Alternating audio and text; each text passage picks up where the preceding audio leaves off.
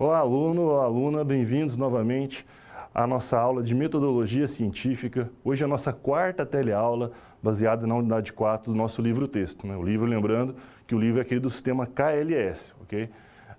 Então, hoje nós temos a nossa quarta teleaula e antes de a gente começar vendo os conteúdos, já falando do que nós vamos ver hoje, quero lembrar a todos que os fóruns da disciplina estão abertos. Essa semana eu abri o fórum da quarta unidade para que vocês possam discutir e falar sobre a questão que eu deixei lá para discussão. E vocês podem, além disso também, podem tirar dúvidas entre vocês, colocar algumas dúvidas e questionamentos que porventura não consigam perguntar ou falar durante a nossa aula, para quem sabe os tutores, ou mesmo sempre tenta dar uma olhada em todos os fóruns. Quem sabe a gente vendo a sua dúvida ali consegue responder melhor, mas sempre tem ali os seus colegas com quem você pode utilizar mais essa ferramenta aí de comunicação. Lembrando também que para avaliação, para a prova que nós vamos ter, todos os materiais que são relativos à disciplina, as teleaulas, webaulas e o livro-texto, com certeza, todos eles vão ser materiais que podem ser cobrados em prova, Então estudem, já comecem a estudar, não deixem para estudar só na semana ali da avaliação, procure ler um pouco cada dia, estudar um pouco cada dia, para chegar no dia todo mundo está bem tranquilo e bem preparado. Eu também coloquei junto ao fórum da unidade 4 um link para o download dos gabaritos das atividades do livro. Assim vocês podem resolver as atividades do livro e depois corrigirem, saberem onde erraram e onde acertaram e o porquê também erraram. O gabarito teria comentado. Então aproveite essa chance, aproveite essa ferramenta e busquem estudar bastante, ok? Bom, vamos então para o conteúdo da aula de hoje. Vamos dar uma olhada no quadro, o que a gente tem hoje pela frente. O tema de nossa aula hoje é de normas e padronização científica, normatização científica. E nós vamos falar especificamente sobre citações e referências dentro das normas da ABNT que nós vamos ver. Como nós podemos incluir citações nos nossos trabalhos, qual a forma correta de fazer isso e como nós podemos criar a lista de referências ao final do nosso trabalho. Nós vamos falar de alguns tipos de produção científica específicos também. Nós vamos falar sobre o artigo científico. O que é um artigo científico? Qual a estrutura de um artigo científico pelas normas da ABNT e o que a gente precisa, como dá para fazer esse tipo de produção. Nós vamos falar sobre as normas em geral, para diversos tipos de trabalhos acadêmicos, não apenas ali artigo, mas vamos falar de outros tipos também. E vamos ver então, como eu disse, como que a gente utiliza as citações, a importância delas dentro de um texto científico, como se formata o artigo científico, a estrutura que ele deve ter. Nós vamos falar de outro tipo de produção científica, que é o paper, geralmente mais relacionado a eventos científicos. Então nós vamos falar de alguns tipos de eventos, principais tipos de evento, importância desses eventos, e o que tipo de produto a gente espera de cada um desses tipos de evento. E por fim, nós vamos falar sobre a elaboração de um relatório final de pesquisa. Em outras palavras, é o trabalho final de uma disciplina, de um curso, a monografia final de um curso, ou também chamado TCC, que é o trabalho de conclusão de curso. O que deve conter, qual é a estrutura desse tipo de trabalho e quais são as normas ali, regras que se aplicam à escrita dessa produção, ok? Bom, vamos para o nosso vídeo de abertura, logo mais a gente retorna então, já iniciando as nossas situações problema. Até mais!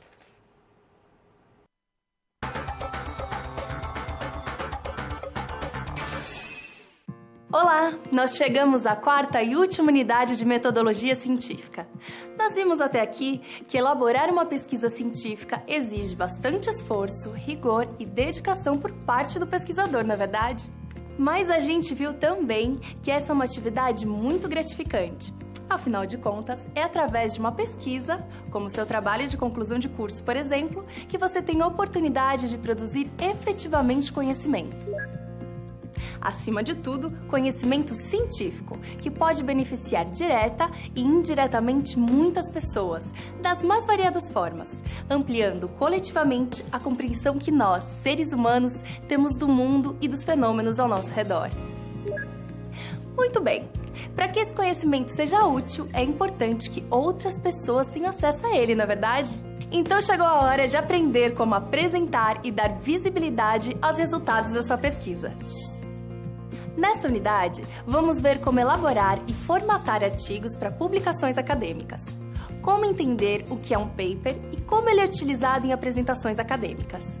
Vamos ver qual a importância dos eventos científicos para a produção de conhecimento e como apresentar o seu TCC da melhor forma possível. Nós também vamos conhecer e aprender a aplicar as normas e padrões mais utilizados na produção científica, principalmente as normas da ABNT, Associação Brasileira de Normas Técnicas. Aliás, você sabe por que esse tipo de padronização é importante na produção acadêmica e científica? E por que é tão importante levar isso em conta na hora de fazer o seu TCC? Nós fomos atrás dessas respostas. Dá uma olhada! O trabalho de conclusão de curso pode ser a porta de entrada para o mercado de trabalho. Ou ainda melhor que isso, um bom trabalho de pesquisa pode dar notoriedade e deixar marcas profissionais que vão acompanhar você a vida inteira. A minha ideia, quando eu pensei em fazer um TCC sobre o traje rigor, fazer uma biografia, era com a ideia de tentar achar um tema que fosse inédito, que eu pudesse trabalhar numa coisa que eu gosto, para que eu tivesse pelo menos alguma chance mínima que fosse de publicar. Andréa se formou jornalista já com um livro publicado, mas não parou por aí. Ela ganhou ainda mais destaque e reconhecimento. O TCC em jornalismo literário na pós-graduação, que virou uma reportagem-retrato sobre a Praça da Sé em São Paulo, garantiu a ela o prêmio Shift, de repercussão nacional. Eu falo que eu escrevi um livro, eu falo que eu fiz uma matéria que foi premiada, tal, um trabalho, enfim, que deu muito certo. As pessoas, o próprio entrevistado, sabe? Às vezes eles te olham de uma maneira diferente, parece que te levam mais a sério. E você, como deseja ser lembrado daqui a alguns anos? O trabalho de conclusão de curso pode ser uma maneira de registrar e expor os conhecimentos adquiridos durante a graduação. É um momento muito importante que a gente cresce muito em termos intelectuais e profissionais. Então, acho que a gente tem que... lógico, é um sofrimento, é difícil, é custoso, porque muitas vezes, inclusive, é um trabalho solitário, mas é também um trabalho extremamente recompensador de crescimento e amadurecimento para nós, enquanto pesquisadores, enquanto intelectuais, mas também enquanto profissionais. O TCC é uma grande oportunidade de você mobilizar os conhecimentos que você aprende, além disso, em gerar um produto bacana que pode te ajudar na sua vida profissional também. Mas é importante que esse registro seja elaborado e apresentado de acordo com as normas e padrões científicos. Então, as normas, no caso principalmente as da ABNT, que são as mais utilizadas no Brasil, elas acabam conferindo ao nosso texto não apenas um formato, um padrão que é importante, mas acabam dando credibilidade e qualidade para o texto que está sendo desenvolvido.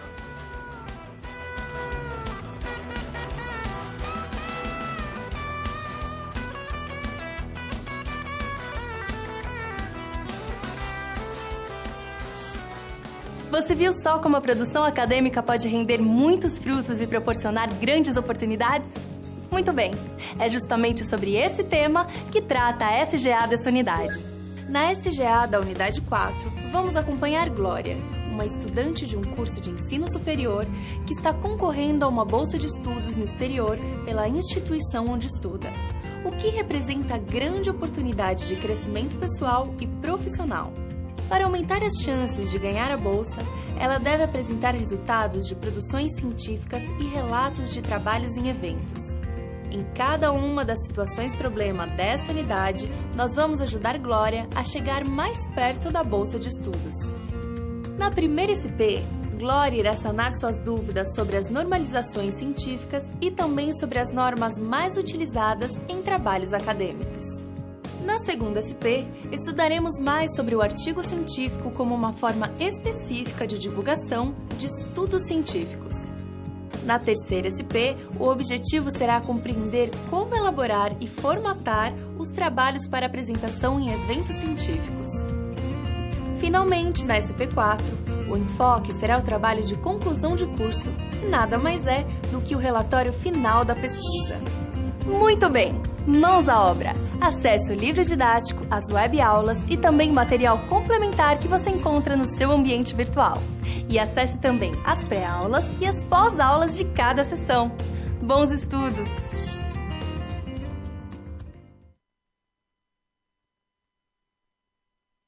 Pessoal, bem-vindos de volta. Vamos dar uma olhada no quadro, então, em alguns conceitos que são importantes a gente ter em mente nas situações que nós vamos tratar hoje durante a teleaula. Okay? Bom, o tema da aula, como a gente já falou e a gente viu no vídeo de abertura, é sobre a normalização de trabalhos acadêmicos, de trabalhos científicos. Mas o que a gente quer dizer por normatização de trabalhos? Bom, nada mais é do que aplicar ao trabalho algumas normas para sua formatação e sua apresentação, né? No caso, como nós vamos falar mais especificamente das normas da ABNT, a gente pode dizer então que é a aplicação dessas normas para a apresentação desses trabalhos acadêmicos. A gente pode, quem já teve experiência de fazer um trabalho, acredito que é o caso de todos vocês, que já fizeram alguns trabalhos escritos para a disciplina de vocês, já deve ter tido a experiência de ter que se certificar de que o trabalho estivesse seguindo aquelas normas da ABNT, que tivesse citações corretas, né, e as referências também listadas corretamente.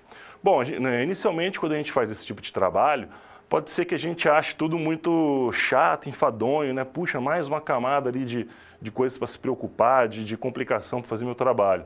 Porém, as normas, elas têm um papel muito importante, elas ajudam a gente a compreender melhor a estrutura de um texto, né? Elas já dizem para a gente o que deve se esperar da estrutura daquele texto e visa também facilitar o trabalho do escritor, porque ele já sabe o que ele tem que colocar, quais são os temas, né? Ou as seções que ele tem que cobrir, o que é obrigatório, o que é opcional dentro ali do texto. Além de facilitar também a comunicação entre os trabalhos, entre os autores, já que todos eles seguem um padrão, uma estrutura ali padronizada. E nós vamos falar bem especificamente, mais especificamente, das normas da ABNT para essas questões de citação e de referências. A ABNT significa Associação Brasileira de Normas Técnicas. Ela é uma entidade que é privada e não tem fins lucrativos. Como nós vamos ver as normas, por ela ser uma entidade privada, se a gente quiser o texto específico das normas, nós precisamos adquirir esses textos, a gente precisa comprar os textos das normas, né?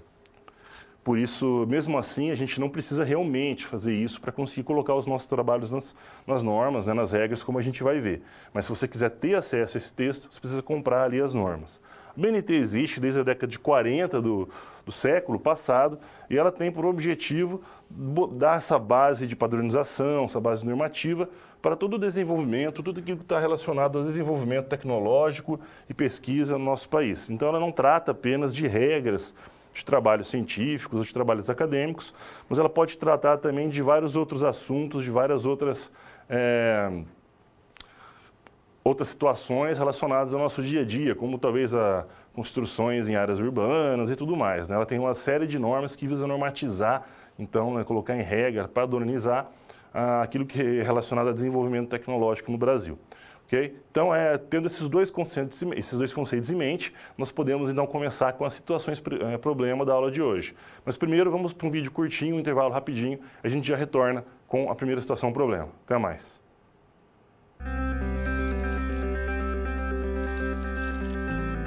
Olá, tudo bem? Espero que esteja gostando dessa aula. Como você pôde perceber, é muito importante estudar o conteúdo da pré-aula no ambiente virtual, antes de conhecer e resolver as situações problema. Vamos lá? As etapas para compreender e resolver as SPs são simples e facilitam os seus estudos.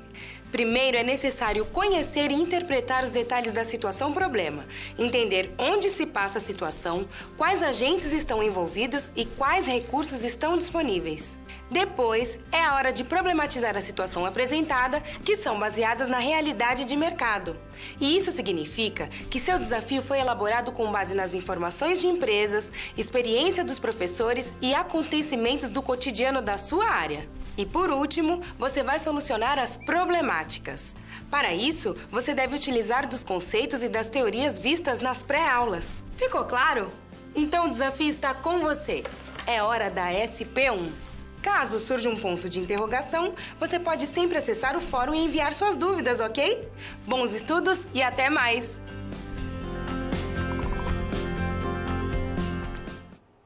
Bom, pessoal, vamos para o quadro então para a gente ver os dados da nossa primeira situação problema aí da aula de hoje. Como a gente tinha visto na situação geradora de aprendizagem, lá no vídeo de abertura, a nossa personagem hoje é a Glória, que busca concorrer a uma bolsa de estudos, né, estudos no exterior, para complementar os seus estudos, aprofundar a sua formação, estudando no exterior, e ela precisa, então, passar por um processo de seleção, cujo critério para conseguir essa bolsa é que ela tenha alguns pontos, né, consiga entregar alguns trabalhos acadêmicos, científicos, que vão fornecer para ela pontos na seleção ali da bolsa. E todos os trabalhos que ela vai fazer, seja um projeto de um relatório de pesquisa, um artigo científico, o paper no evento, como nós vamos ver, necessitam que ela padronize sua formatação. Então, para isso, ela tem que começar a conhecer, né, compreender e aplicar as normas de um trabalho científico, de um trabalho acadêmico. Para conseguir fazer isso, ela vai ter que ter capacidade, vai ter que conseguir responder as seguintes perguntas, né? Como que ela pode aplicar, então, essas normas de apresentação e formatação dos trabalhos acadêmicos, principalmente no que é relacionado a citações e referências, né? Que são muito importantes, como a gente vai ver.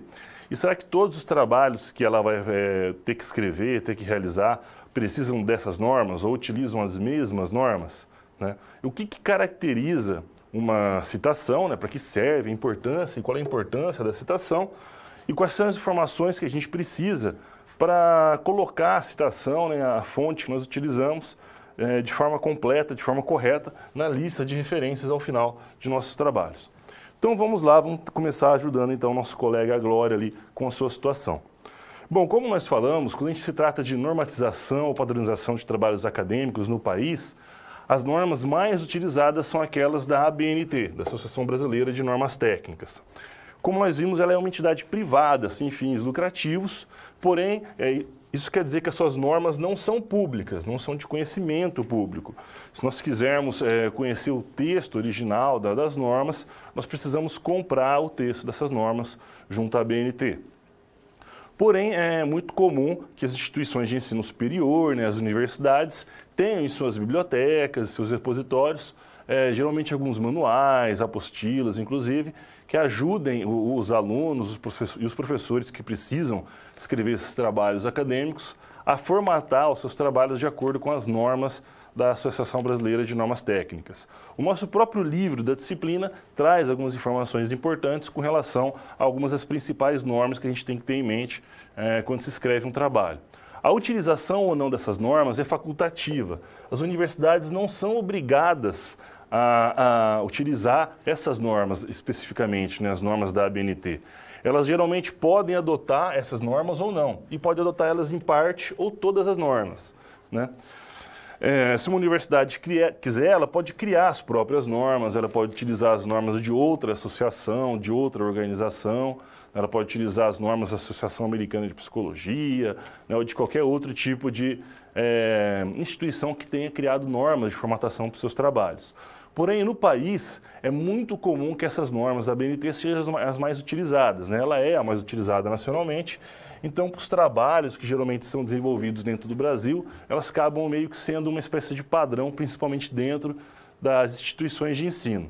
E os dois principais tipos de normas que a gente tem que se atentar quando escreve o nosso trabalho, né, na parte de escrita mesmo, é com relação a citações e referências. Vamos falar primeiro, então, sobre a citação.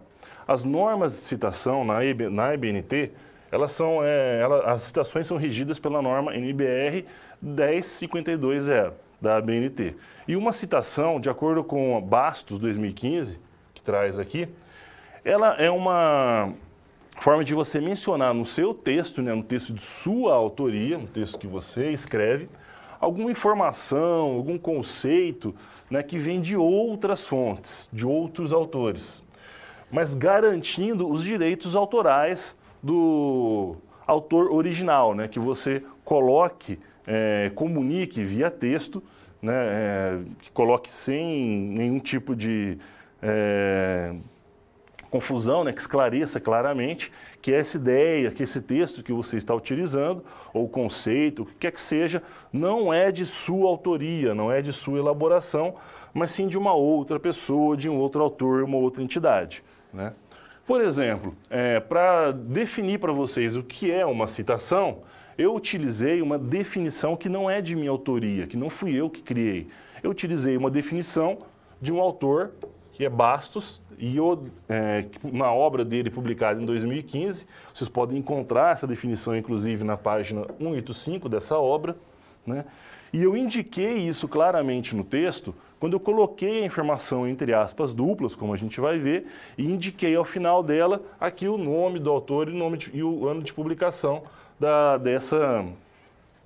dessa obra que contém a definição ali de citação. Então, eu utilizei uma citação para explicar o que é citação, né? Assim acho que ficava até mais claro. Mas o que é importante é que eu utilizei as ideias, utilizei informações, conceitos de um outro autor, em um texto, né, de um trabalho de minha autoria, que no caso é a aula, e deixei claro para vocês, para meus leitores, para quem está assistindo a aula, que não é um conceito, que esse conceito, dessa forma, não fui eu que elaborei, não fui eu que criei, mas sim estou utilizando um conceito elaborado ali por Bastos, por outro autor. Então, todas as vezes que nós utilizamos as ideias, os conceitos ou definições de outro autor, de outra fonte em nossos trabalhos, né, nos trabalhos de nossa autoria, nós precisamos citar a fonte. Se eu não faço isso, é como se eu estivesse me apropriando, né, roubando aquela ideia ou aquele conceito do seu autor original. Se eu tivesse trazido para vocês aqui essa definição de citação, mas sem destacar ela entre aspas e sem indicar quem é o autor, eu estaria cometendo um crime, né, uma má conduta acadêmica muito ruim, um crime grave, que é o crime de plágio. O plágio, ele é a cópia de ideias, né, o roubo de ideias. É quando eu utilizo as ideias de outra pessoa, ou roubo as ideias, os conceitos de outra pessoa, né, e não atribuo a elas a criação, não dou os créditos ao autor original. Em outras palavras, eu estou copiando descaradamente alguma coisa, né? E o plágio, então, ele é um crime, inclusive, previsto no nosso Código Penal. E as citações, além de ser uma maneira de indicar ao seu leitor que ele pode conhecer aqueles textos, ou ele pode se aprofundar naqueles conceitos, se ele utilizar as obras que você utilizou, também é uma maneira de você deixar claro a quem pertencem ou a quem trabalha certas ideias, certos conceitos. Ajuda você também, ajuda o seu trabalho a se comunicar com o trabalho de outros autores, né? É através da citação que a gente consegue estabelecer um diálogo dentro do nosso texto com textos de outros autores que falam sobre o mesmo tema ou temas ali que dizem respeito à ideia que nós estamos trabalhando. Então, quando a gente fala de citação, são 3 os tipos de citação, né? Um tipo de citação são as diretas, que se divide em diretas curtas e diretas longas, citações indiretas e, por fim, a citação de citação, que nós vamos ver é o tipo menos utilizado e tem um porquê disso. Vamos dar uma olhada em cada uma delas, então. A citação direta, a citação direta curta, é qualquer citação direta que tem, no máximo, 3 linhas de extensão, né? 3 linhas no total dentro do seu texto. Então, a citação direta, ela é direta porque ela utiliza as próprias palavras do autor original. Eu copio aquelas palavras do autor, eu transponho o texto dele para o meu texto, né? E indico para o meu leitor que esse texto que eu transpus, que eu copiei, não é de minha autoria, mas sim de autoria de outro autor. Por exemplo, aqui no quadro, nós temos esse pequeno texto de 4 linhas aqui, que começa, certo, 2005, página 15, considera a análise do ambiente, abre aspas, o processo de monitoramento do ambiente organizacional, aí vai, de atingir suas metas, fecha aspas. Como a citação, o texto original da citação que eu trouxe, tem menos de 3 linhas, né, quando a gente olha aqui, ele tem uma parte de uma linha, 2 linhas completas e parte de outra linha. Então, eu utilizo o formato de citação direta, como vocês estão vendo aqui no primeiro quadro. Eu destaco o texto do autor entre aspas duplas, para indicar onde começa a ideia ali do autor, e termino, fecho as aspas duplas no final. Como nesse caso eu eu utilizei o nome do autor dentro do meu texto, né, o certo aqui, então eu escrevo ele em letras de caixa normal, né? A primeira letra em caixa alta, né, maiúscula, porque se trata de nome próprio, o resto normal, e entre parênteses eu indico o ano de publicação da obra e a página onde você encontra esse trecho, esse texto que eu trouxe do autor. Assim o meu leitor vai saber que essa consideração, essa análise, né, essa definição sobre análise do ambiente não é de minha autoria, não fui eu que criei essa definição, mas sim foi o autor chamado certo na obra dele de 2005. Assim também o leitor vai ter chance, vai ter condições de buscar também essa obra, se quiser comparar o meu trabalho com o do autor e tudo mais, e onde eu me aprofundo ali com relação ao trabalho do autor. Então, a citação direta de até 3 linhas é bem tranquilo. Você apenas destaca ela no texto entre aspas e coloca o nome do autor o ano e a página de onde você tirou aquela informação. A citação direta, quando ela utiliza mais de 3 linhas, né, a citação longa, ela precisa de uma formatação um pouco diferente, né, o destaque dela no texto. Eu crio um bloco de texto ali que eu dou um recuo maior da margem.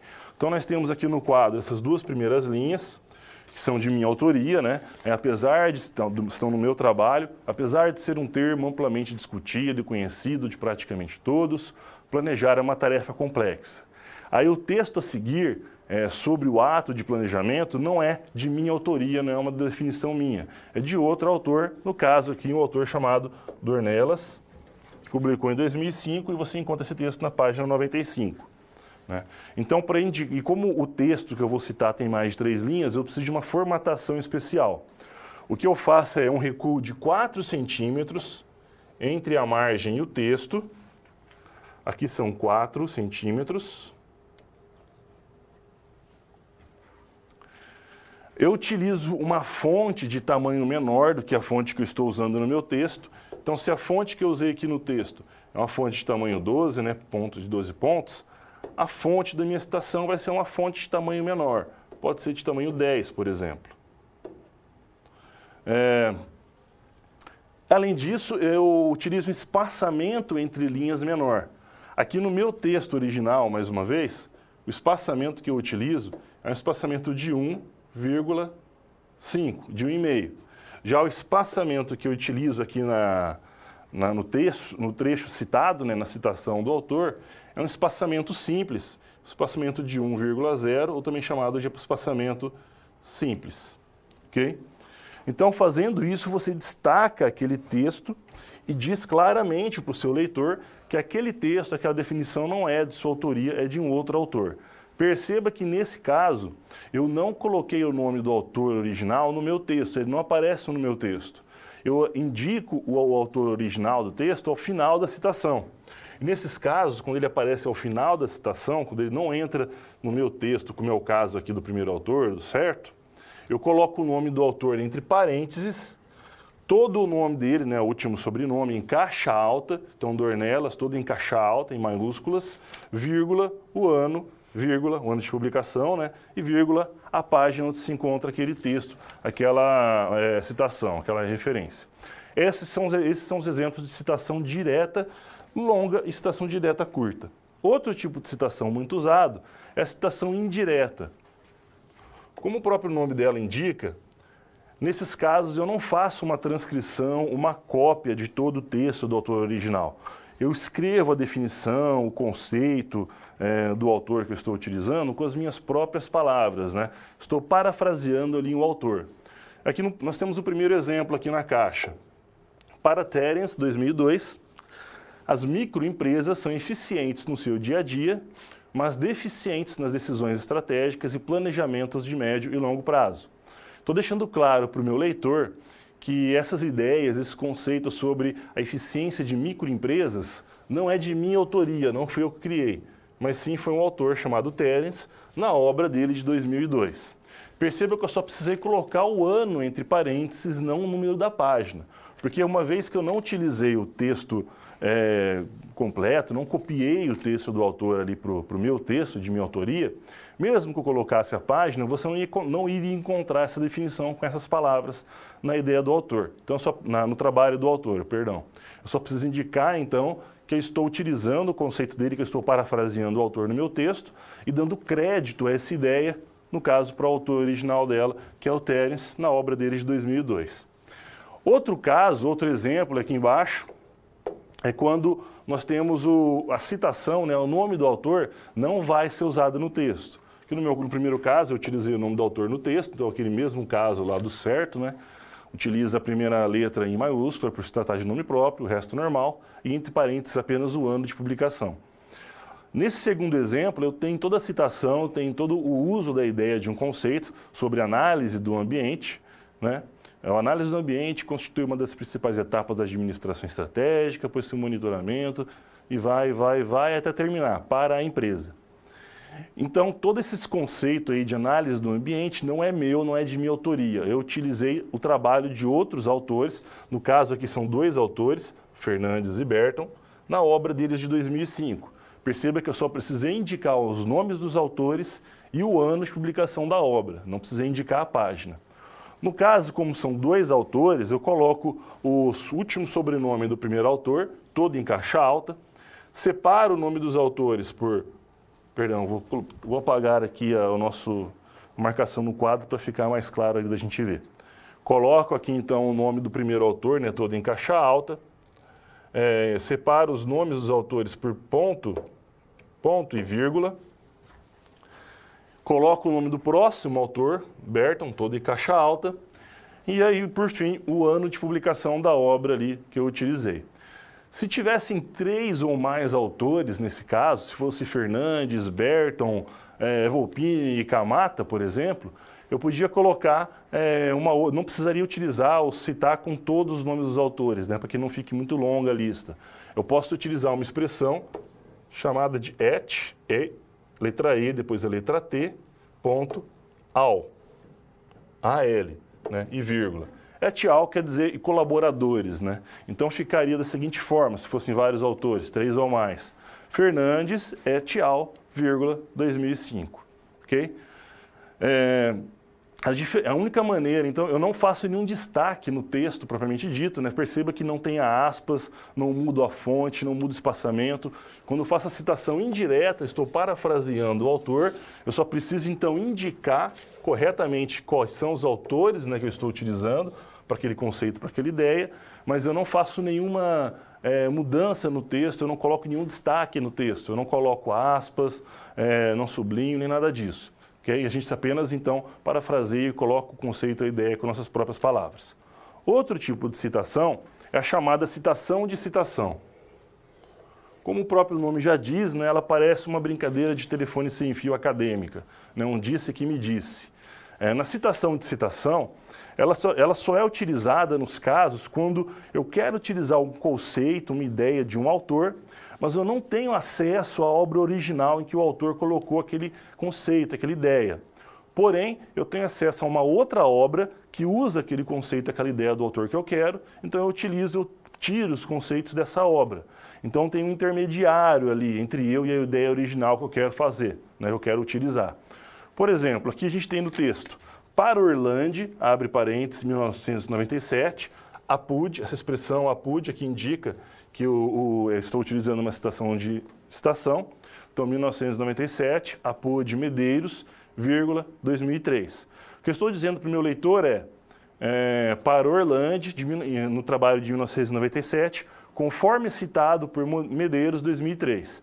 O trabalho que eu tive acesso foi o trabalho de Medeiros. No trabalho de Medeiros, ele cita Orlandi. Só que eu não tenho acesso ao trabalho de Orlandi, então eu vou utilizar o trabalho de Medeiros para citar o trabalho de Orlandi. Perceba que eu dependo da interpretação de Medeiros, eu dependo da interpretação do uso que aquele autor fez para poder utilizar o conceito no meu trabalho. É por isso que a citação de citação não é muito utilizada, nem é muito recomendada. Você só utiliza ela em último caso, só nos casos em que você realmente não consegue acesso à obra que originalmente tem aquele texto, aquele conceito, aquela definição, aquela ideia que você precisa, ok? Ela geralmente é algo para ser evitado e utilizado apenas em último caso. Perceba que mesmo no nosso livro-texto, ela deve aparecer 1 ou 2 vezes apenas, né? Enfim, ela existe, né? A gente tem que entender a norma dela, mas sempre procurar utilizar ela como último recurso mesmo. Bom, então essas são as maneiras de fazer citações do trabalho. Lembrando que as citações, elas existem para que a gente possa dar o crédito correto, né, às ideias, a quem colocou aquelas ideias e aqueles conceitos, mas também nos ajuda a discutir com os trabalhos desses outros autores, né, dialogar com as ideias e conceitos de outros autores. Todo trabalho que você cita no seu texto, no seu trabalho, ele tem que aparecer na sua lista de referências ao final do seu trabalho. A seção de referências, ela é normatizada pela norma NBR 6023 da ABNT, né? Ela diz que as referências, né, que a lista de referências ao final do trabalho, é um conjunto padrão de elementos que vai permitir você identificar individualmente qualquer texto ou documento que você tenha utilizado, né? E também ela ajuda o seu leitor a identificar todas as fontes que você citou no texto e buscar dentro do seu texto, pelo sobrenome do autor, todas as ocorrências daquela fonte, para ele saber onde você usou aquela fonte dentro de um texto. E são vários os documentos que você pode colocar na sua lista de referências, né? E cada tipo de documento vai ter uma formatação específica para ele. Importante frisar, né? Não vou cansar de frisar, que toda citação que tem no seu trabalho tem que aparecer obrigatoriamente na seção de referências. Caso você apague ou remova uma citação do seu trabalho, porque está fazendo uma edição, achou que não precisa mais, você deve remover aquela citação também da sua lista de referências. Por isso que é interessante que a lista de referências seja feita só depois que você tenha completado, então, a escrita do seu trabalho principal. Ok? Bom, vamos continuar, então, a ver os tipos de documentos, os tipos de formatação que a gente pode ter na seção de referências. O título da seção é apenas esse, referências. Não é referências bibliográficas nem lista de referências. Pela regra da BNT, é apenas referências. A primeira referência que nós temos aqui é de um capítulo de livro. Então, nesse caso, nós pegamos o nome do autor do capítulo, né, Romeu Gomes, destacamos o último sobrenome dele, Gomes, nesse caso, todo em caixa alta, vírgula e o primeiro nome. Se é Romeu Gomes, então é Gomes, vírgula, Romeu. O nome do capítulo, né, o título do capítulo, a gente coloca em seguida. A gente coloca a expressão em, dois pontos, para indicar então que é um capítulo que está dentro de uma obra. Então a gente coloca depois, logo depois a expressão, o nome do autor ou autores, né, ou autora do livro que nós estamos tirando aquele capítulo. Então a autora é Maria Cecília de Souza Minaio. Nós utilizamos o último sobrenome da autora, destacamos aqui todo em caixa alta, vírgula, e o restante aqui do nome da autora. Esse org é porque ela é organizadora do livro, né? Porque provavelmente é um livro que teve vários autores, então ela organizou a contribuição de todos. Aí sim, o título do livro, em negrito, destacado em negrito, teoria, método e criatividade é o subtítulo, então não precisa necessariamente estar em negrito, só o título que vai em negrito. Aqui a cidade em que ele foi editado, dois pontos, a editora Voz, vírgula, o ano de publicação. Esse é o formato para um capítulo de livro. Agora, se eu for citar o livro completo, se eu usei toda a obra, né? Então a citação, o próximo tipo de citação que nós temos aqui é de um livro completo, de um livro todo, não um capítulo, e sim de todo o livro. Então, da mesma forma que no capítulo nós vamos primeiro destacar os nomes dos autores, então as autoras são Eva Maria Lacatos e Marina Marconi. Então eu pego o último sobrenome da primeira autora, destaco todo em caixa alta, vírgula, o nome da autora, separo os nomes dos autores com ponto e vírgula, aí a mesma coisa, Marconi, todo em caixa alta, vírgula, Marina, que é a primeira autora, o título do livro todo em negrito, para destacar o título da obra, o título do livro, o restante ali é o subtítulo, né, procedimentos básicos, pesquisas, até a parte palavra ali, científicos. A edição do livro que eu usei para consultar, ele pode ter várias edições, a quinta, sexta, até a segunda, mas eu coloco aqui eu usei, não aqui a mais recente, eu coloco aqui eu utilizei. A cidade em que foi editado o livro, dois pontos, seguido, logo depois dois pontos, nome da editora, vírgula, ano de publicação. Então é bem parecido, né? A gente só não precisa indicar então o capítulo especificamente, porque eu utilizei vários capítulos ou a obra inteira. Algumas informações, como ali a edição que eu utilizei, ou volume, caso seja uma obra seriada, são importantes de se colocar para melhor indicar para o seu leitor, né, qual foi a obra que você utilizou. Porém, pode ser que em alguns casos você não consiga todas as informações.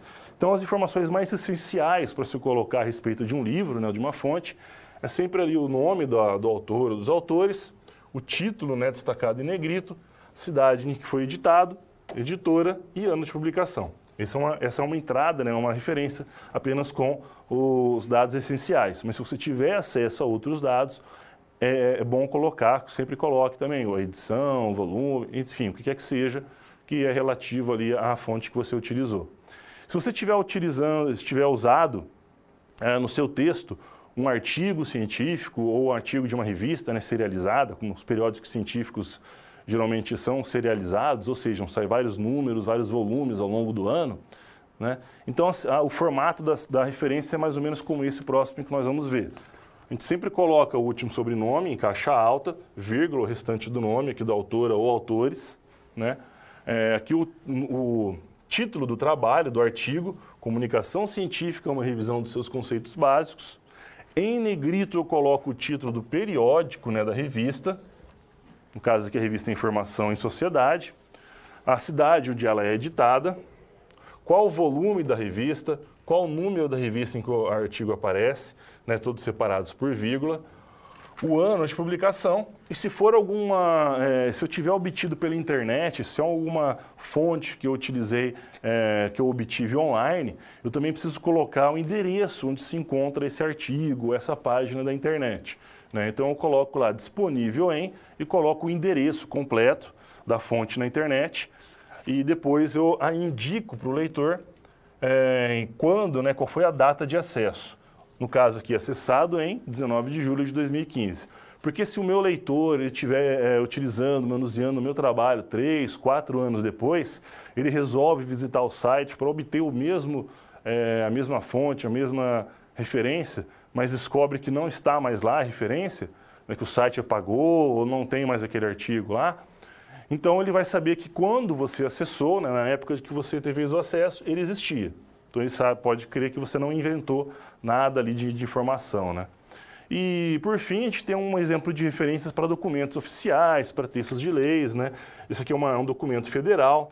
Então nós temos aqui o autor Brasil, Secretaria de Educação Fundamental, título do trabalho, né? Tudo esse que é o sobrenome do autor, que seria Brasil, né, no caso, o nome do restante do autor, que é a Secretaria de Educação Fundamental, o órgão, né, que fez o documento. Aí o título do documento, parâmetros curriculares nacionais, história, cidade de edição, editora, no caso é o MEC, né, e o ano ali de publicação daquela lei, daquele documento. Então esses são os exemplos para se utilizar esses tipos de referência, né, do artigo, livro, capítulo de livro. Cada tipo de artigo, de fonte, vai precisar de uma formatação específica. Na dúvida, sempre dê uma olhada em exemplos que você encontra em outros livros, nas referências de outros trabalhos, né, e nos manuais que ajudam a compreender, a formatar os seus textos dentro das normas ali da ABNT. Então, retornando ali para a situação de nossa colega Glória, ela vai ter que, então, utilizar e aplicar essas normas de forma adequada, principalmente as normas relacionadas a citações e referências de um texto científico em todos os trabalhos acadêmicos que ela vai fazer. Então, os trabalhos para a instituição, ela vai ter que utilizar a normalização que a instituição utiliza, geralmente está em conformidade com a ABNT. Ela vai utilizar citações de diferentes autores para criar o seu texto, né, para basear, para fundamentar o que ela escreve, né, para poder dialogar também com outras obras que também trataram do assunto. E depois vai ter que se certificar que todas essas citações constam na sua lista de referências. Ela vai, então, tentar seguir os tipos de citação colocar citações, né? Ela precisa colocar citações para os textos que ela utilizar. Você não escreve também um trabalho sem citações, é muito difícil um trabalho acadêmico sério, porque dificilmente você está tratando de um tema que nunca ninguém escreveu nada, né? E lembrando que mesmo tendo citações, você também precisa colocar a sua voz, o texto é de sua autoria, então tem que conter também o seu texto, a sua voz ali dentro do texto. Citações são para você fundamentar suas ideias, né? Não ter que reinventar a roda em apresentar alguns conceitos, indicar para os seus autores, para os seus leitores, né? E dialogar com obras de outros autores, ok? Então essas foram as normas de citação e referência. A gente fecha aqui nossa primeira situação problema. Vamos para um intervalo bem curto e a gente já volta com a nossa segunda situação problema da aula de hoje. Até mais.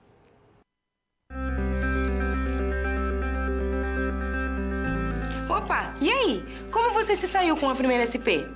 Com as dicas que a gente viu, nem ficou difícil, não é mesmo? Você percebeu o caminho traçado para obter uma solução satisfatória? Primeiro, você estuda os conceitos teóricos. Em seguida, você conhece e avalia a situação. E só então você tem conhecimento suficiente para se empenhar em resolver a situação-problema. Entendeu por que é importante fazer uso de todos os recursos do material didático antes de iniciar as SPs? No ambiente virtual, você encontra textos, webaulas e vídeos para enriquecer os seus estudos. Vamos para mais um desafio? Boa sorte na SP2 e até mais! Olá pessoal, estamos de volta aí para a nossa segunda situação problema. Vamos dar uma olhada no quadro que a gente tem aí pela frente. Então agora a Glória já sabe que vai precisar utilizar as normas, né, a importância das normas, de aplicá-las corretamente. E outra produção que ela pode fazer para aumentar suas chances de conseguir a bolsa é produzir um artigo científico para ser publicado em algum periódico. Então, para isso, ela tem que ser capaz de responder algumas questões, né? Ela tem que entender como que ela deve elaborar esse artigo, o que ela deve prestar atenção, quais são os elementos da estrutura desse artigo. Se ela pode fazer um artigo a partir de estudos, né, de dados bibliográficos, né, a partir de uma pesquisa bibliográfica, e como ela pode organizar os dados, inserir os dados que ela coletou durante a sua pesquisa dentro do seu artigo. Então, vamos lá. Bom, o que a norma da ABNT, a norma NBR 6022, diz sobre artigos? Ela define um artigo científico como sendo um estudo científico completo, ou seja, é um estudo científico que vai apresentar um problema de pesquisa, que vai apresentar possíveis soluções, talvez em forma de hipóteses, que vai descrever bem a metodologia utilizada para compreender ou tentar resolver aquele problema colocado e quais foram os resultados que foram obtidos. Ele dá ao leitor, então, uma noção de todo o teor ali da pesquisa, né? Então, ele tem um começo, bem, fim, bem definidos ali, que coloca um problema e se descreve como tentou resolvê-lo. Só que, diferentemente de trabalhos que nós fazemos dentro da universidade, de trabalhos para disciplinas acadêmicas dentro da universidade, os periódicos, os artigos científicos geralmente são publicados em periódicos científicos, que a comunidade científica toda vai ler para poder ficar a par das pesquisas mais recentes. Essas revistas, esses periódicos científicos também são livres para utilizar qualquer norma que eles quiserem. E muitos utilizam normas próprias para a formatação do artigo. Então, diferentemente das universidades, não é todas as revistas que utilizam o padrão da ABNT para formatação de citações e referências, né? Você deve verificar, antes de submeter um artigo em uma revista, você deve verificar na revista, na revista física mesmo, geralmente tem algumas páginas explicando como os autores devem submeter, quais são as normas, ou no próprio site, na internet da revista, né, tem essa explicação. Você deve se certificar de quais são as normas que a revista utiliza. Algumas revistas, alguns periódicos dentro do país podem utilizar as normas da ABNT, outros podem utilizar o formato de Vancouver, Harvard ou da APA, né, Associação Americana de Psicologia, e aí você tem que formatar o seu trabalho adequadamente, ok? E o artigo, geralmente, ele pode ser de dois tipos, né, de dois tipos principais. O artigo original e o artigo de revisão. O artigo original geralmente é um artigo que, geralmente, ele contém uma pesquisa, um experimento completo, inteiro. É o que apresenta um problema de pesquisa que é original, que outros ainda não tentaram resolver, ou ele tenta resolver um problema de forma original, né? Talvez a metodologia que ele utiliza é inédita. E geralmente, nesse artigo vai ser apresentado um problema bem definido, vai se deixar bem explicar detalhadamente quais foram os procedimentos utilizados para tratar esse problema e indicar os resultados que foram obtidos. E esse problema geralmente é original, ou a forma, ou os resultados são originais, né? Já os artigos de revisão são como aquelas revisões, a pesquisa bibliográfica que nós falamos na última aula. São artigos que vão utilizar como dados, né, outros artigos já publicados, tudo aquilo que já foi publicado sobre um determinado assunto. Então ele vai reunir, vai sintetizar o estado da arte sobre um tema ou um assunto que você tem interesse em pesquisar, né? Geralmente eles são uma boa pedida, né, são uma boa opção para quem quer começar a compreender uma área nova ali de pesquisa, ou é um bom trabalho para se fazer quando você está começando, se iniciando na pesquisa, assim você já consegue realizar uma pesquisa bibliográfica e também já conhecer melhor o assunto que você vai estudar. Isso não quer dizer que a revisão bibliográfica é fácil de ser feita. Como eu já disse na última aula e volto a reforçar, a pesquisa bibliográfica, o artigo de revisão, é tão sério quanto qualquer artigo original. Ele necessita de tanta seriedade e do mesmo rigor científico que você vai utilizar para qualquer outro tipo de trabalho. Então não se aventure nesse tipo de artigo achando que vai ser mais fácil apenas porque você vai tratar de dados bibliográficos, nada disso, né? O rigor exigido vai ser o mesmo, às vezes até maior por conta desses tipos de dados, ok? Vamos dar uma olhada no quadro então em outras características ali dos artigos. O artigo científico ele é sempre o resultado final de uma pesquisa científica. Aquelas etapas de pesquisa que nós vimos, né, que tinham vários momentos, momento que você escrevia o projeto, o momento que você executava a pesquisa em si, aquele momento de redigir os resultados, né, redacional, ou o momento de publicar, de disseminar os seus resultados, o artigo científico entra nesse momento. Ele dissemina, ele comunica os resultados de uma pesquisa científica. Por isso ele depende de um projeto de pesquisa bem feito. Ele é o resultado final desse projeto de pesquisa. Ele é resultado final, ele é resultado da aplicação correta do método científico, né? E na sua formatação, no que diz respeito à formatação do artigo em geral, ele geralmente não tem capa nem folha de rosto, porque ele vai fazer parte de um periódico, né, de uma revista. E a revista já tem a própria capa, a própria contracapa e indicação. A exceção pode ser feita naqueles artigos que geralmente podem ser pedidos que sejam apresentados em disciplinas, na graduação ou pós-graduação, que você tem que fazer um trabalho que vai ser apresentado ou entregue para uma disciplina que pode depois ser publicado numa revista. Nesses casos, pode ser pedido alguma capa ou algo nesse sentido. De acordo com a ABNT, qual é a estrutura de um artigo científico? Então, nós vamos ter alguns itens, né? A ABNT também separa os elementos do artigo científico em elementos que são pré-textuais, elementos que são textuais e também elementos que nós vamos ver depois, pós-textuais. Os elementos pré-textuais são o título, os nomes dos autores, do autor ou dos autores, um resumo na língua do texto, né, se é em português, resumo em português, se é em espanhol e por aí vai, e palavras-chave na língua do texto, palavras-chave que vão ser utilizadas para indexar o artigo, né, para facilitar que ele seja encontrado pelos leitores. Geralmente todos esses itens são obrigatórios, depende muito também de cada periódico, mas nas normas da ABNT, o título, a autoria, resumo e palavra-chave são itens obrigatórios. Os elementos textuais, eles vão se dividir em introdução, desenvolvimento e conclusão. A introdução é aquela parte que você vai expor o seu problema, colocar talvez as suas hipóteses, colocar o que já foi pesquisado anteriormente, e qual é o seu objetivo ali com o trabalho. O desenvolvimento é a parte onde você vai descrever detalhadamente a sua metodologia, quais são os métodos que você utilizou para realizar aquela pesquisa, para testar aquele problema, quais os resultados que você obteve, vai discutir esses resultados. A gente não cria uma seção chamada desenvolvimento, né? Mas a gente vai criar, na verdade, seções chamadas metodologia, seção de resultados, com quantas subseções forem necessárias. Mas elas fazem parte, né, do que a gente chama de desenvolvimento do trabalho. E, por fim, uma conclusão, onde você coloca, então, claro, suas conclusões, o que você concluiu ali com o seu trabalho de pesquisa. E após isso, nós temos os elementos chamados de pós-textuais, que vêm após o texto, propriamente dito, que vão incluir o título e o subtítulo em língua estrangeira, que pode ser espanhol, pode ser inglês, se a tua língua do seu artigo for em português, né? E um resumo também em língua estrangeira e também as palavras-chave em língua estrangeira. Talvez alguma nota explicativa sobre algo que você acha que deve ser aprofundado no seu trabalho. A lista de referências de todas as citações que você utilizou no seu trabalho é um item que é sempre obrigatório. E aí o glossário, o apêndice e os anexos vão servir aquela mesma função que eles tinham no projeto de pesquisa que discutimos na semana passada e são elementos ali opcionais que são condicionados à necessidade, né? Já geralmente o subtítulo, resumo e palavra-chave são também itens obrigatórios junto com as referências, de acordo com as normas da ABNT.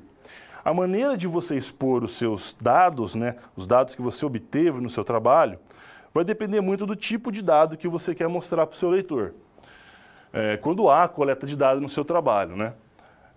Se for um tipo de dado quantitativo, aquele que você pode mensurar, né, em números, como a gente falou anteriormente, nós podemos utilizar tabelas ou gráficos para mostrar esses resultados para os nossos leitores. Agora, se é um dado qualitativo, nós podemos utilizar textos, né? Utilizar a forma de texto para apresentar os dados, colocar os dados do nosso trabalho para que nossos leitores possam conhecê-lo. Vai depender do tipo, então, de dado que o seu trabalho tem. Então, por fim, a Glória, para conseguir elaborar um artigo científico, seria interessante para ela fazer um trabalho de revisão, porque assim ela terá o trabalho de lidar com as referências bibliográficas, né, com os dados bibliográficos, mas também vai conseguir se aprofundar no conhecimento do tema, do assunto que ela quer pesquisar, né? Então, ela pode fazer um artigo a partir de estudos bibliográficos, sim, um artigo de revisão, e vai inserir os resultados desse artigo de acordo com os tipos de dados que ela obter. E ela tem que lembrar que os passos na estrutura ali para fazer o artigo científico, ela vai ter que se atentar à utilização da estrutura que a ABNT coloca para o artigo, né, com relação a título, resumo, indicação dos autores e tudo mais. Já a formatação de referências e citações, ela vai ter que seguir a orientação que a própria revista dá aos seus autores. A partir daí, ela pode, então, elaborar o seu trabalho de revisão bibliográfica e, uma vez que ela tenha terminado o trabalho, ela pode submeter à revista científica, no caso dela, uma revista da própria instituição, e a revista vai fazer uma revisão do artigo, né, vai entrar no processo que nós chamamos de revisão pelos pares, onde ela vai dar um parecer se o artigo deve ser publicado, deve ser rejeitado, ou talvez apenas modificado para poder logo mais ser publicado. Okay? Então, essa são os conceitos e definições que nós tínhamos para a questão do artigo científico. Essa foi a nossa segunda situação problema da aula de hoje. Então, vamos para um intervalo bem curto agora e vamos depois para a terceira situação problema de nossa aula. Até mais!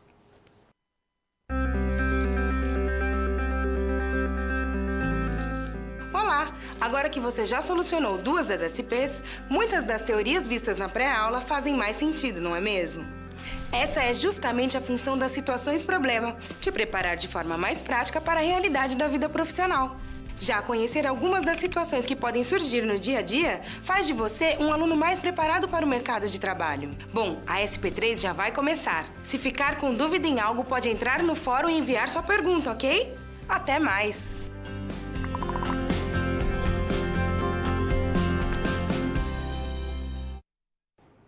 Olá pessoal, bem-vindos aí de volta. Vamos dar uma olhada no quadro então, o que a gente tem para a nossa terceira situação problema de hoje.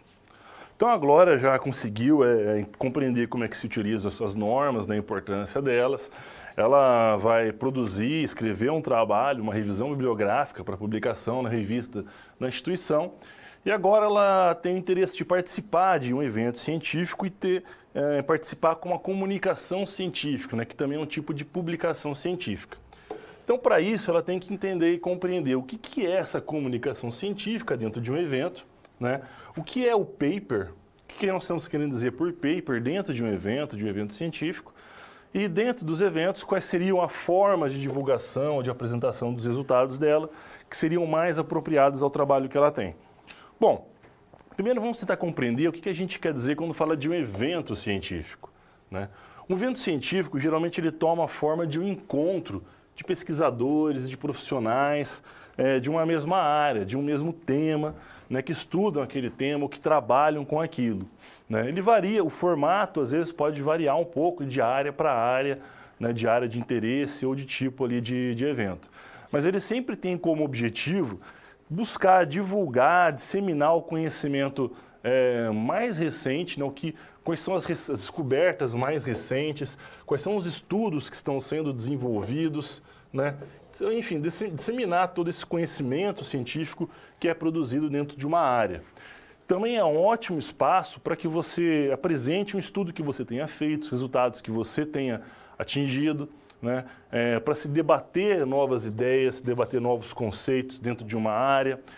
Para você também, como profissional, é muito interessante para se fazer conexões, né, ligações com pessoas que estudam um assunto que é do seu interesse, que você trabalha, para que você possa conhecer, mesmo que você não apresente ou não faça o trabalho ali da pesquisa, mas para você conhecer o que outras pessoas estão pesquisando e o que é de mais novo, né, o que é de mais recente na pesquisa dentro ali de sua área, né? E ali vocês podem também discutir e debater muitas ideias, quais são as ideias mais interessantes dentro ali do Congresso.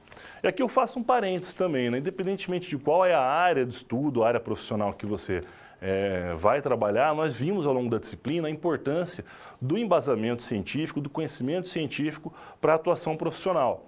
Então é interessante que mesmo que você não vá, mas eu nunca vou atuar como pesquisador, né? Embora eu vou aplicar o método científico na minha ação profissional, não vou realmente escrever pesquisas nem nada, tudo bem. Mas tente se manter atualizado, conhecer o que há de mais relevante, o que há de mais atual dentro de sua área de atuação.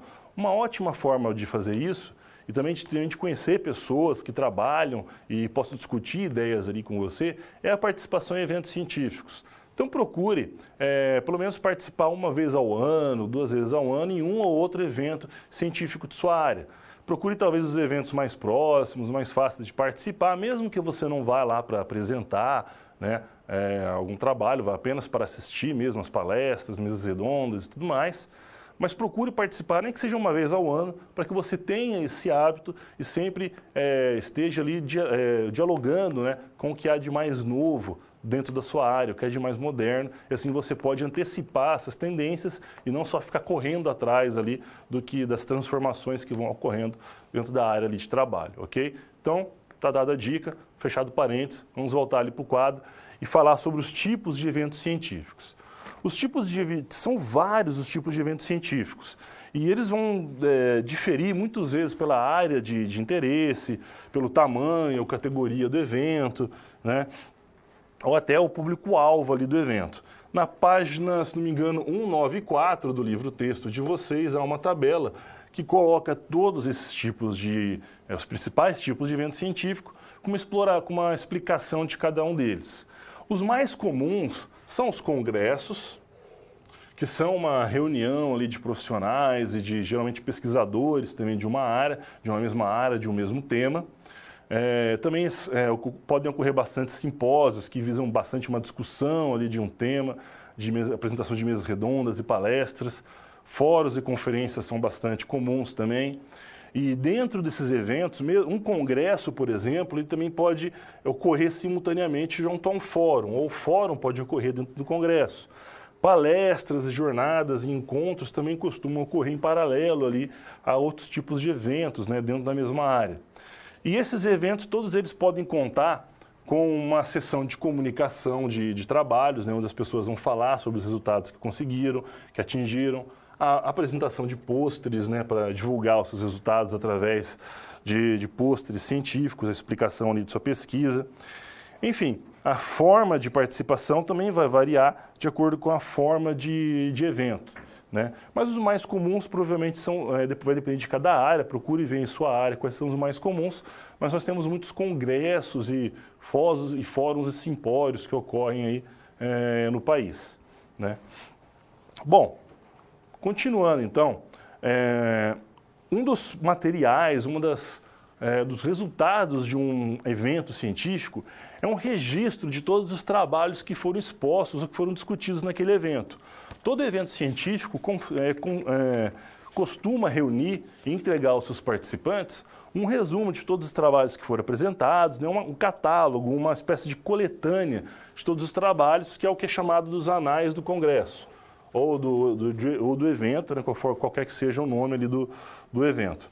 É uma espécie de registro do evento, né, deixa registrado todos os trabalhos e todas as ideias que foram expostas, que foram discutidas ali, até para sua consulta posterior e saber o que foi discutido ali naquele evento.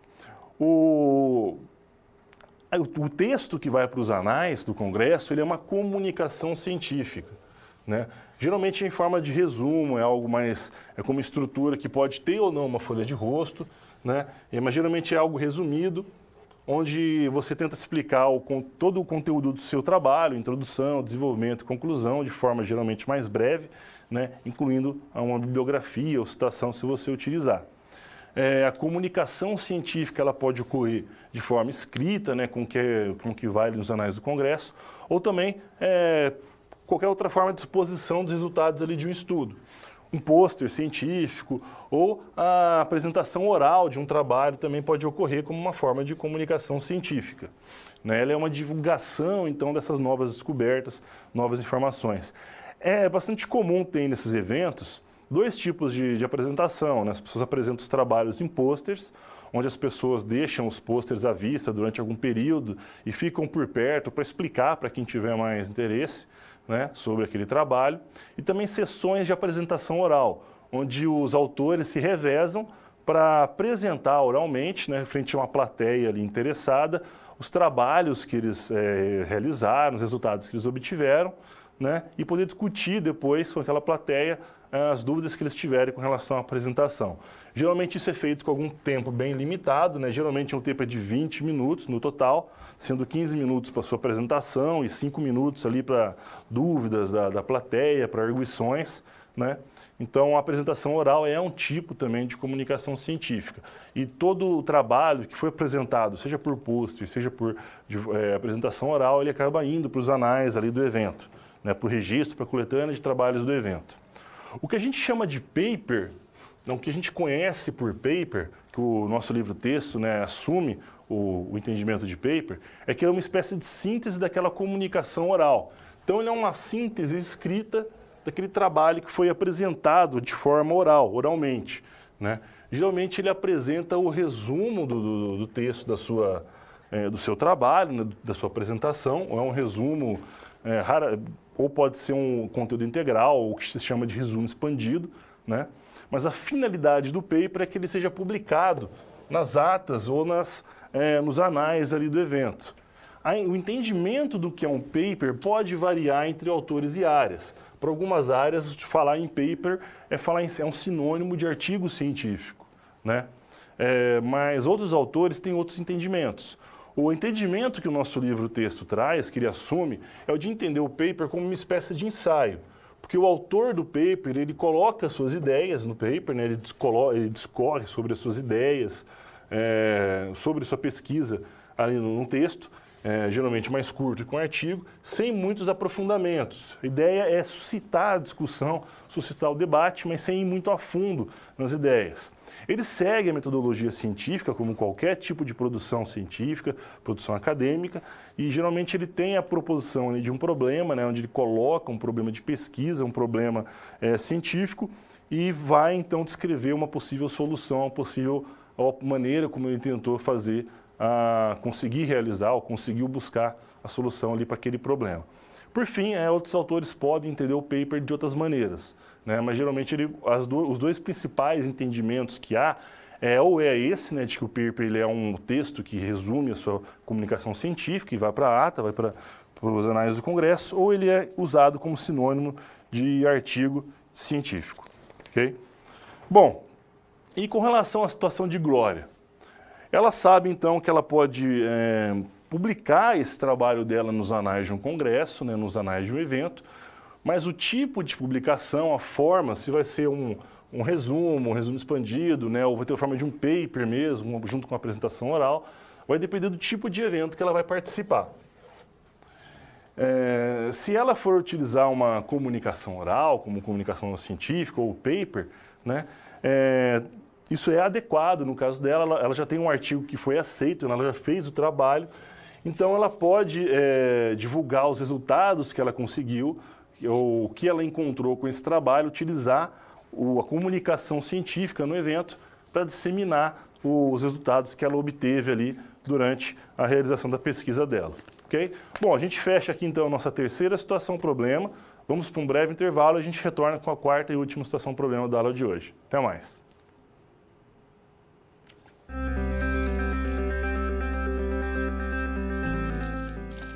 O trabalho de um bom profissional é a soma de conhecimento e experiência.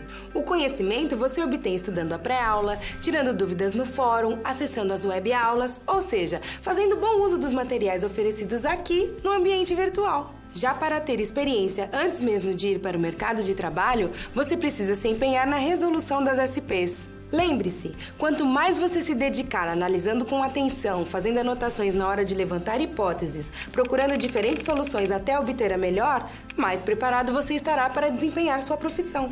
Você já resolveu 3 desafios, mas ainda falta a SP4. Se dedique, hein?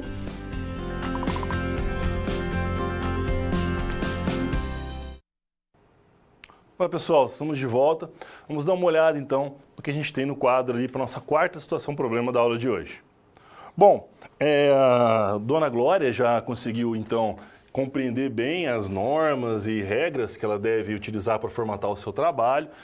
Fez a publicação do seu trabalho, do seu artigo científico, né, já sabe a importância de participar de eventos, mas para conseguir a graduação, né, e também conseguir assim se formar e utilizar aquela bolsa de estudos para aprofundar a sua formação, ela tem que apresentar um trabalho chamado trabalho de conclusão de curso, que é um requisito para que ela possa se formar e obter o título, né, de graduada ali no ensino superior, né? Então, para conseguir fazer isso, ela tem que entender algumas coisas, tem que compreender algumas coisas. Por exemplo, quais são as orientações para fazer esse tipo de trabalho? O trabalho de conclusão de curso, que também é chamado de TCC, né, ou a monografia final. E no caso em que há a apresentação do trabalho para uma banca que vai examinar e vai julgar o trabalho, como deve ser essa apresentação, que cuidados ela pode tomar, né? Então vamos lá, vamos acompanhar a Glória aí nesse problema. Primeiro, o que é o tal do trabalho de conclusão de curso, ou TCC?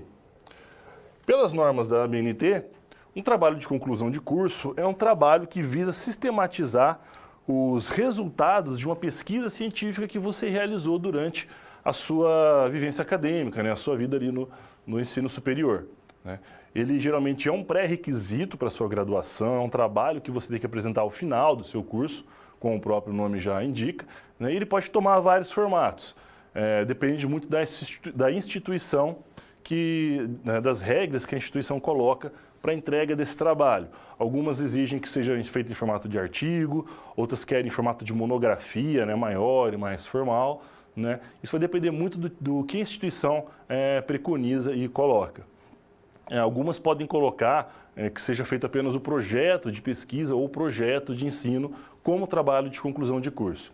Independentemente de qual é a maneira ou a forma que a universidade cobra desse trabalho, ele tem que seguir as etapas, todos os procedimentos, etapas do método científico, da pesquisa científica. Ele tem que apresentar um projeto de pesquisa, mesmo quando ele não é o trabalho de conclusão de curso, né? Mas a pesquisa que você vai realizar tem que ser bem planejada, então ele vai ser resultado, assim como um artigo científico, ele vai ser o resultado de um projeto científico. Vai ocorrer daí a coleta dos seus dados e a análise dos dados coletados e, por fim, a apresentação dos seus resultados, né, na forma de um relatório de pesquisa. No caso, é o texto do trabalho de conclusão de curso, do TCC, da monografia. Vai seguir aquelas mesmas etapas que a gente vê com os outros tipos de produção científica. Geralmente, ele é feito produzido junto com acompanhamento de um orientador, né? Então, há um orientador junto ao aluno que o orienta, que o ajuda a escrever o trabalho. Porém, independentemente disso, a responsabilidade pelo conteúdo do trabalho é sempre do seu autor, ou seja, é o aluno que é responsável pelo conteúdo que vai no trabalho, não o orientador. O orientador, como o próprio nome diz, está lá para ajudar, para orientar, né? Quais são os elementos, então, de um TCC, de uma monografia, né? Qual que é a estrutura desse trabalho, de acordo com a norma NBR 14724 da ABNT. Ela também divide o trabalho em elementos que são pré-textuais, textuais e pós-textuais.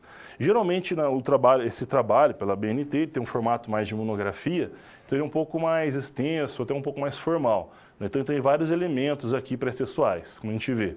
Então nós temos a capa, folha de rosto, da mesma forma como tinha lá no projeto, né, esse verso da folha de rosto para catalogação, geralmente na biblioteca da universidade, né, alguma errata, que é uma correção que você coloca, se você precisa corrigir alguma coisa do seu texto depois que já está impresso, né, folha de aprovação para ser assinada pela banca, alguns elementos bem opcionais, como a dedicatória do trabalho, agradecimentos e alguma epígrafe, que é uma citação que você coloca, geralmente alguma coisa que seja importante para você, ou que você queira, ache inspirador, não sei, né? Mas geralmente uma citação de algum outro autor.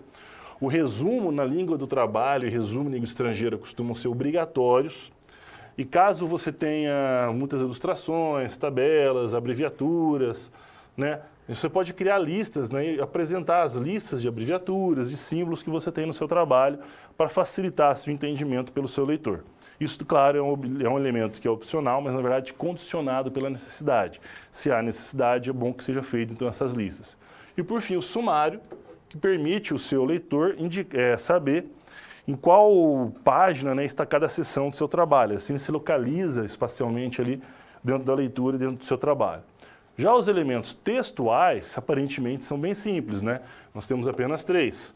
A introdução do seu trabalho, que é aqui onde você vai explicar a importância dele, os objetivos do trabalho, né? Quais são as suas hipóteses, se for o caso, o que já foi feito anteriormente, qual a sua, o paradigma científico que você vai utilizar, né? Qual abordagem teórica você está utilizando.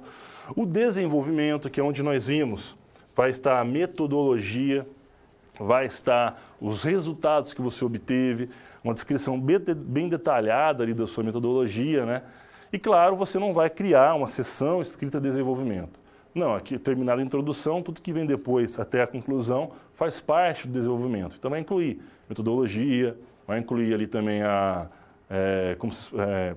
os resultados, né, toda a descrição de resultados que você coloca bem detalhadamente.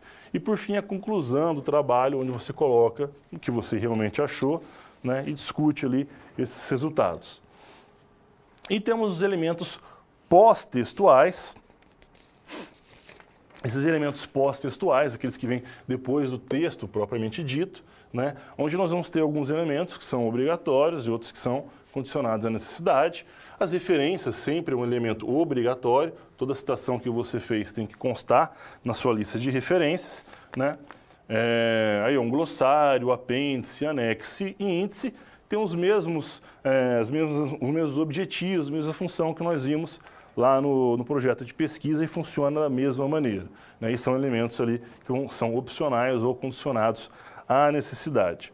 É interessante quando você vai escrever o seu trabalho, você não precisa seguir exatamente essa norma, essa ordem. Escrever os pré-textuais, depois escrever os textuais, depois os pós-textuais, né? Até porque é complicado, como eu vou escrever um sumário sem ter escrito primeiro o texto propriamente dito do meu trabalho, né? Então é indicado que você inicie o seu trabalho pelos elementos textuais e deixe para construir os elementos pré e pós-textuais depois que o seu trabalho estiver pronto.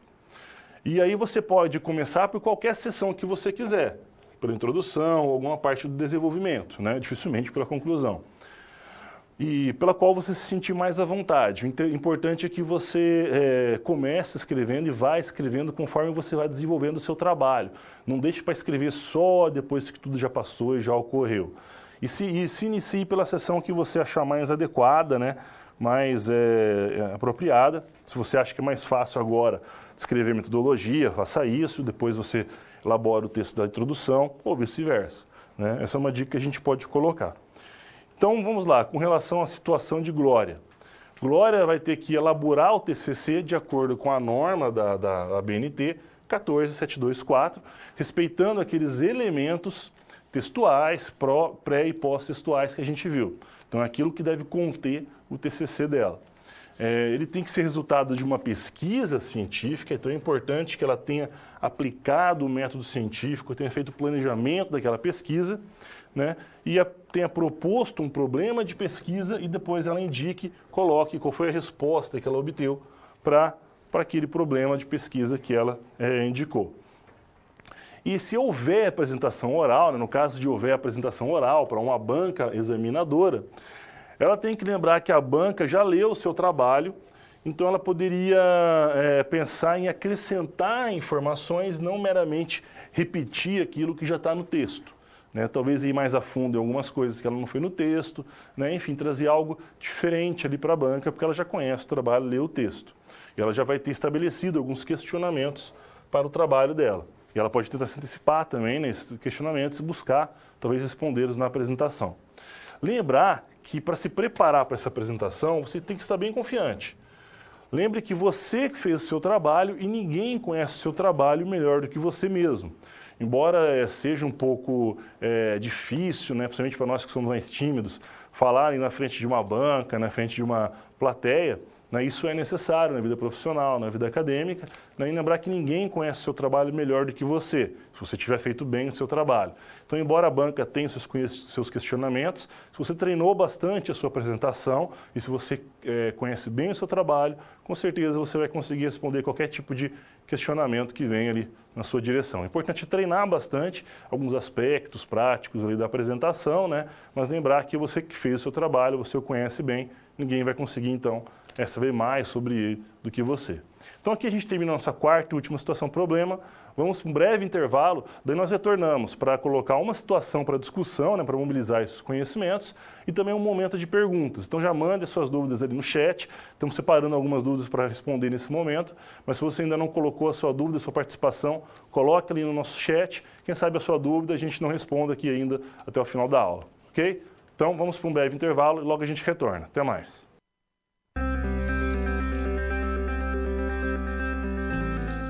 E agora que todos os desafios foram concluídos com sucesso, é hora de refletir sobre o que foi visto. O objetivo das SPs é ampliar o seu conhecimento e te ensinar a como utilizar na sua realidade profissional os conceitos vistos aqui. Essa é uma metodologia que exige muita proatividade e empenho da sua parte, já que segue o modelo de uma das tendências mais avançadas no mundo, a sala de aula invertida. E em contrapartida, vai te transformar num profissional diferenciado e mais qualificado para desempenhar as funções da sua profissão. Por isso, faça bom uso dos materiais e das interatividades oferecidas. Ah, não deixe de acessar o seu ambiente virtual e completar a sua pós-aula, ok? Cada parte do processo é essencial para a sua aprendizagem. Até mais!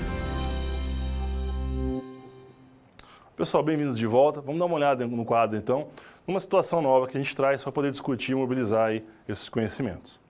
Bom, então aqui no quadro nós temos a situação de Patrícia. Patrícia é uma ex-confeiteira, né, ela fazia doces, né, e cozinhava bastante, mas ela resolveu que queria mudar de carreira e assim se inscreveu no curso de pedagogia. E hoje ela está no 8º semestre do curso. E para terminar o curso, como requisito para a conclusão do curso, ela precisa elaborar um projeto de ensino, que é o trabalho de conclusão de curso dela, né, o TCC dela, onde ela vai escolher entre 2 eixos, gestão e docência. Então a pergunta que nós temos para essa situação é: qual a estrutura que o trabalho de nossa ex-doceira e agora futura pedagoga deve ter para qual estrutura ela deve seguir para o seu trabalho, para o seu projeto ali de ensino? Perdão, escrevi o nome errado aqui, é Patrícia, ok? Qual estrutura esse trabalho deve ter? Né? Baseado no que a gente viu hoje, no que se espera das normas da ABNT, o que o trabalho dela deve conter, o que é bom detalhar bastante, né? E que tipo, que forma deve tomar o trabalho dela. Lembrando que os elementos para um projeto de ensino são bastante parecidos com os elementos ali do projeto de pesquisa e do trabalho de conclusão de curso que a gente viu. Os elementos pré-textuais, textuais e pós-textuais. Né? Onde ela vai seguir as mesmas, é uma estrutura parecida, né? Porém a gente tem que pensar então o que deve ser o conteúdo, como ela deve se organizar para fazer esse trabalho. E também é uma boa dica para você pensar no seu trabalho, como que deveria ser o seu projeto, o seu trabalho de conclusão de curso, o que ele deveria conter, o que seria importante colocar para que ele ficasse um trabalho bem completo, ok? Bom, nós temos alguns minutos agora para responder as suas dúvidas, então vamos aí para o intervalo bem curto e logo a gente retorna com os questionamentos de vocês. Coloque a participação de vocês ali no chat, logo a gente retorna para responder algumas das dúvidas, ok? Até mais!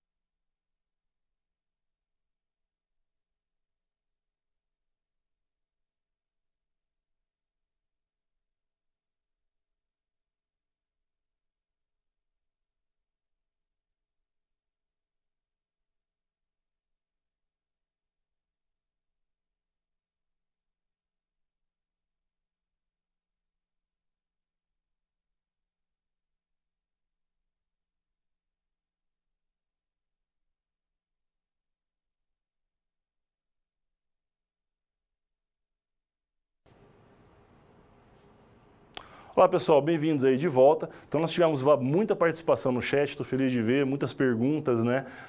Então a gente selecionou algumas que a gente tem o tempo ainda de tentar responder hoje, ok? Se a gente não conseguir responder a sua dúvida, a sua pergunta, o fórum vai ficar aberto até o final do semestre, então a gente pode ainda utilizar essa ferramenta por muito tempo para discutir e aprofundar aí os temas da nossa disciplina. Então vamos lá.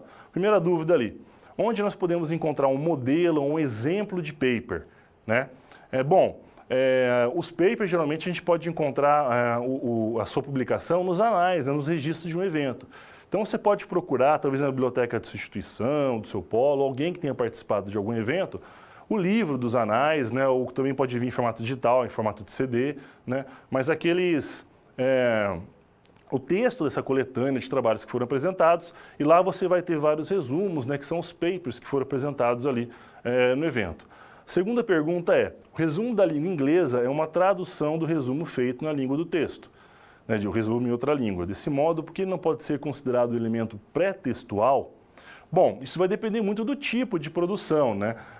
Nos artigos científicos, como a gente viu pela ABNT, ele é considerado elemento pós-textual, porque ele deve ser colocado ao final do texto propriamente dito. Apenas o resumo na língua do texto que você coloca na frente, né? Mas isso, claro, pode variar, como a gente viu, as revistas são livres para colocar a norma que elas quiserem. Então, algumas revistas podem adotar a norma de colocar resumo tanto em outra língua e na mesma língua, como elemento pré-textual, né? Mas as regras da ABNT, se for utilizar essas regras, preconizam que o resumo em outra língua estrangeira, seja ao final do texto, por isso elemento pós-textual, ok? Bom, o pessoal também perguntou se podemos abreviar o primeiro nome e demais sobrenome dos autores, né? Por exemplo, colocaram Lima, é o último sobrenome, certo? _DMO. Melhor não, né? De acordo, a regra da ABNT não é tão específica nesse caso, né? Mas é interessante nunca abreviar, claro, os últimos sobrenomes, que vão em caixa alta, e a razão de não abreviar, talvez, os nomes do meio ou o primeiro nome do autor é porque, de acordo, se for um nome comum, como Lima mesmo, ou Silva, fica muito difícil a gente saber de qual Silva que se trata, né? Vão ter vários Silvas ali na sua lista de referências. Então é interessante colocar o texto, o nome completo ali do autor, né? Para que seja fácil ao seu leitor identificar qual é aquele Silva, qual é aquele autor realmente que você utilizou. O pessoal também pergunta se na citação indireta nós também devemos destacar as fontes usadas no nosso texto de outro autor, mesmo escrito com citações, mesmo escrito com nossas opiniões. Se sim, por quê? Bom, pelo que eu entendi corretamente a questão, é se na citação indireta, né, como nós colocamos com nossas próprias palavras, por que eu preciso então destacar a autoria dessa ideia de outro autor, né? Bom, embora a gente não esteja copiando o texto, né, não esteja colocando realmente o texto do autor original no nosso trabalho, mas eu estou parafraseando aquele autor. Eu estou utilizando uma ideia, eu estou utilizando um conceito que não fui eu que criei, foi aquele autor. Mesmo que eu coloque ele nas minhas palavras, isso não torna o conceito meu, não torna a minha autoria. Então, mesmo que eu utilize as minhas palavras, né, eu preciso deixar claro que quem colocou esse texto, essa ideia, foi outro autor. Ok? Bom, pessoal, esse é o tempo que a gente tinha para dúvidas agora. Lembrando que os fóruns estão abertos para discussão. Se tiver alguma dúvida para a prova, é só estudar bastante. Ok? Sucesso nos seus estudos, sucesso na sua carreira profissional. E vamos para o vídeo de encerramento. Bons estudos e até a próxima.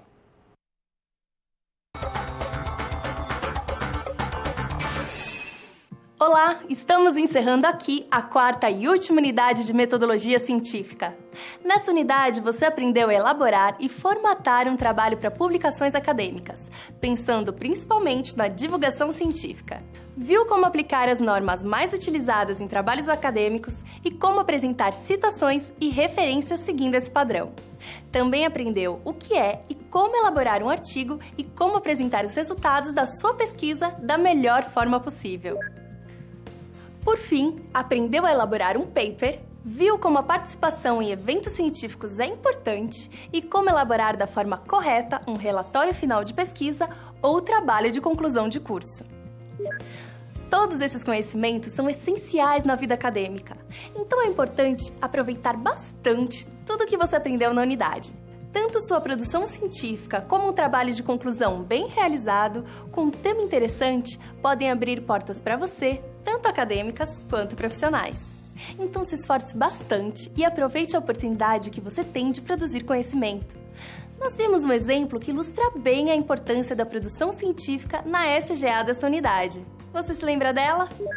Na SGA da Unidade 4, acompanhamos a história de Glória, uma estudante de um curso de ensino superior que concorria a uma bolsa de estudos no exterior.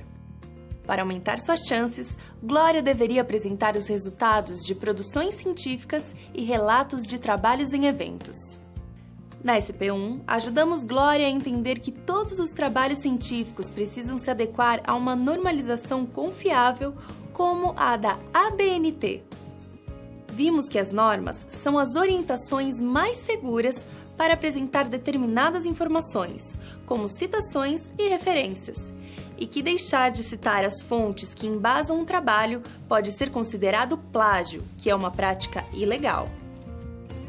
Na SP2, ajudamos Glória a entender o que é um artigo científico e como elaborá-lo corretamente. Também falamos sobre a possibilidade de se fazer uma pesquisa bibliográfica como forma de produzir conhecimento. Na SP3, falamos sobre o papel da comunicação científica e ajudamos Glória a elaborar um paper, enfatizando que é possível ter um artigo aceito numa revista científica, mesmo sem ter concluído o curso superior, como foi o caso da nossa personagem. Para completar, na SP4, ajudamos Glória a elaborar o seu TCC e como organizar a sua apresentação oral para a banca examinadora. Você pode aprofundar os seus estudos pesquisando algumas monografias e tentando identificar como os autores organizaram suas citações e apresentaram os resultados da sua pesquisa, por exemplo. Isso vai te deixar preparado para enfrentar desafios parecidos na hora que tiver que elaborar seu próprio trabalho. Essa unidade fica por aqui. Não deixe de responder os questionários no seu ambiente virtual e de consultar o seu livro didático sempre que precisar. E de ampliar também o seu conhecimento consultando outras fontes bibliográficas sobre esse tema. Bons estudos e até a próxima!